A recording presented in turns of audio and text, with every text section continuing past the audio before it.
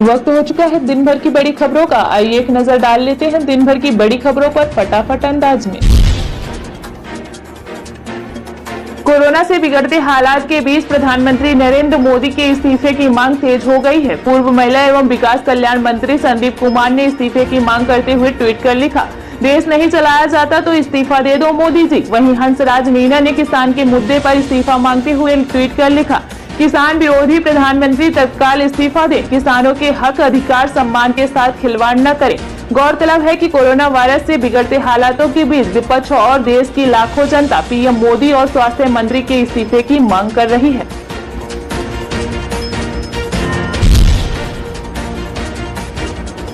देश में कोरोना से हाहाकार मचा हुआ है। केंद्र सरकार की नीतियां पूरी तरह से विफल साबित हुई हैं। स्वास्थ्य ढांचा पूरी तरह से चरमरा गया है। इसी बीच केंद्रीय स्वास्थ्य मंत्री डॉक्टर हर्षवर्धन के इस्तीफे की मांग तेज हो गई है। वहीं ट्विटर पर भी स्वास्थ्य मंत्री का इस्तीफा टॉप ट्रेंड कर रहा है। इसी बीच देश के पूर्व गृह मंत्री व कांग्रेस के वरिष्ठ नेता पी चिदम्बरम ने ट्वीट कर कहा कि मोदी सरकार महामारी से लड़ने में फेल हुई है। सरकार को देश से सार्वजनिक तौर पर माफी मांगनी चाहिए और स्वास्थ्य मंत्री को तत्काल इस्तीफा दे देना चाहिए। बंगाल में मुख्यमंत्री ममता बनर्जी के 43 मंत्रियों ने सोमवार को शपथ ली। इसके बाद राज्यपाल धनखड़ ने एक बार फिर बंगाल हिंसा को लेकर नाराजगी जाहिर की। उन्होंने कहा कि हिंसा खत्म करने को लेकर राज्य सरकार में कोई जिम्मेदारी नहीं दिख रही है। हालात बताते हैं कि सरकार यही चाहती है। राज्यपाल बोले कि बंगाल में संविधान खत्म हो गया है। रात में हिंसा की खबरें मिलती हैं और सुबह सब ठीक बताया जाता है। कांग्रेस पार्टी के अध्यक्ष पद का चुनाव एक बार फिर टल गया है। कोरोना की दलील लेकर कांग्रेस वर्किंग कमेटी ने चुनाव टालने का फैसला किया है। सूत्रों के मुताबिक बैठक में कहा गया कि कोरोना महामारी की मौजूदा स्थिति में चुनाव कराना ठीक नहीं होगा और इसलिए इसे स्थगित करने का फैसला लिया गया है। बता दें, पिछले वर्किंग कमेटी में सेंट्रल इलेक्शन अथॉरिटी ने 23 जून को चुनाव कराने का फैसला लिया था। ट्विटर ने सोमवार को जम्मू कश्मीर के उपराज्यपाल मनोज सिन्हा का आधिकारिक अकाउंट सस्पेंड कर दिया है। हालांकि मनोज सिन्हा का निजी ट्विटर अकाउंट यथावत चल रहा है, लेकिन आधिकारिक अकाउंट को सस्पेंड किया गया है। ट्विटर द्वारा उठाए गए इस कदम के पीछे के कारणों का सही पता नहीं चल पाया है। मध्य प्रदेश में अब कोरोना का संक्रमण तेजी से फैल रहा है और लोग इससे हारते हुए दम तोड़ रहे हैं। अब राज्य के पूर्व मंत्री और वर्तमान में रैनगांव से भारतीय जनता पार्टी के विधायक जुगल किशोर बागड़ी का सोमवार को कोरोना संक्रमण के चलते निधन हो गया। वे काफी दिनों से संक्रमित थे और उनका लगातार इलाज चल रहा था। सोमवार को उनकी तबीयत ज्यादा बिगड़ी और बाद में उनका निधन हो गया। आज तक के 100 सीधी बात में मध्य प्रदेश के पूर्व मुख्यमंत्री कमलनाथ से प्रभु चावला ने कहा कि विपक्ष के सामने चुनौती बहुत बड़ी है, लेकिन मजबूत विपक्ष का नेतृत्व कौन कर सकता है।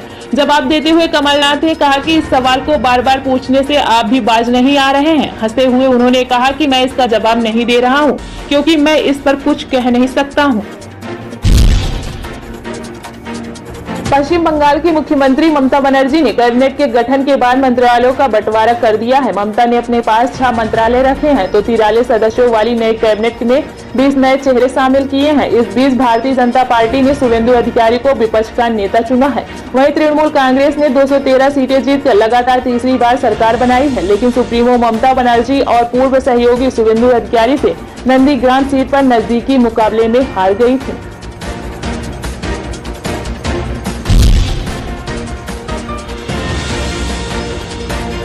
कांग्रेस से दल बदलकर भारतीय जनता पार्टी में शामिल हुए हेमंत बिस्वा शर्मा को असम का मुख्यमंत्री बनाए जाने के फैसले के बाद मध्य प्रदेश में ज्योतिरादित्य सिंधिया को भी राज्य के भावी मुख्यमंत्री के तौर पर देखा जाने लगा है। यद्यपि सिंधिया के चेहरे को लोकप्रिय चेहरे के तौर पर पहले से ही देखा जाता रहा है।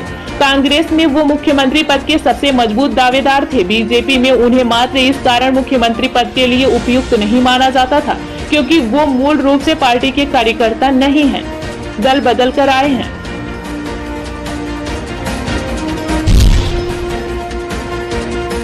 नेपाल में करीब 2 साल से जारी सियासी मशक्कत का अंत हो गया है। बमुश्किल विश्वास मत का सामना करने राजी हुए प्रधानमंत्री ओली को संसद में हार का मुंह देखना पड़ा। अब उन्हें इस्तीफा देना होगा। उनकी अपनी ही पार्टी के नेता लंबे वक्त से उनके इस्तीफे की मांग कर रहे थे। हालांकि रविवार को एक बार यह लगा कि ओली इस बार जोड़ तोड़ करके कुर्सी बचा ले जाएंगे, पर ऐसा नहीं हो सका। बंगाल के सियासी इतिहास में पहली बार बीजेपी 3 सीटों से बढ़कर 77 सीटों पर पहुंची है और मुख्य विपक्षी दल बन गई है। ऐसे में विधानसभा सदन में बीजेपी की ओर से पहला नेता विपक्ष पार्टी ने शुभेंदु अधिकारी को चुना है। सदन में अब बीजेपी का वही चेहरा होंगे।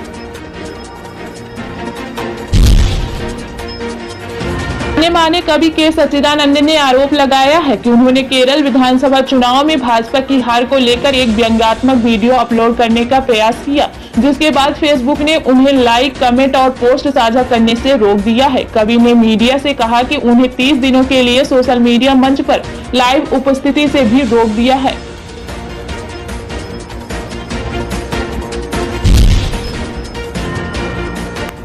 उत्तर प्रदेश में हाल बेहाल है। ये हम नहीं बल्कि प्रधानमंत्री नरेंद्र मोदी के करीबी और केंद्रीय सरकार में कैबिनेट मंत्री संतोष गंगवार खुद बोल रहे हैं। उन्होंने बाकायदा एक पत्र लिखा है। मुख्यमंत्री योगी आदित्यनाथ के नाम लिखे इस पत्र में उन्होंने कई अव्यवस्थाओं को टारगेट किया है। लिखा है, अफसर फोन नहीं उठाते हैं, अस्पतालों में यूज होने वाले मेडिकल इक्विपमेंट 1.5 गुना ज्यादा दाम पर व्यापारी बेच रहे हैं, अस्पतालों में मरीजों को रेफलर के नाम पर इधर उधर घुमाया जाता है, उन्हें भर्ती नहीं किया जा रहा है।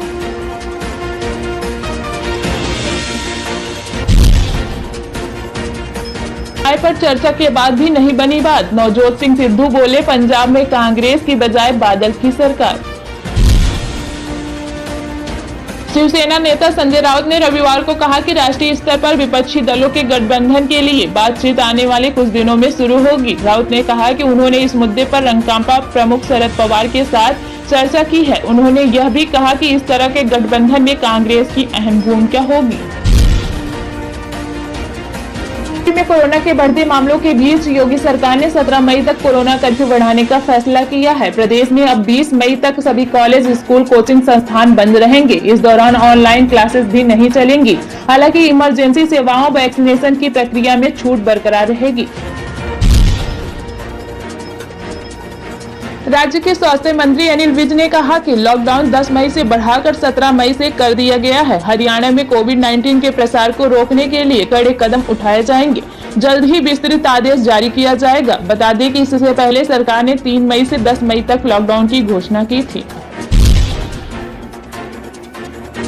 बिहार में रविवार से शुरू हुए 18+ के टीकाकरण में रिकॉर्ड टूट गया। राज्य में कुल 2526 वैक्सीनेशन सेंटरों पर टीकाकरण अभियान चल रहा है। पटना में मात्र 14 केंद्रों पर ही टीकाकरण हो सका। आज कुल 1376 लोगों को वैक्सीन लगाई गई।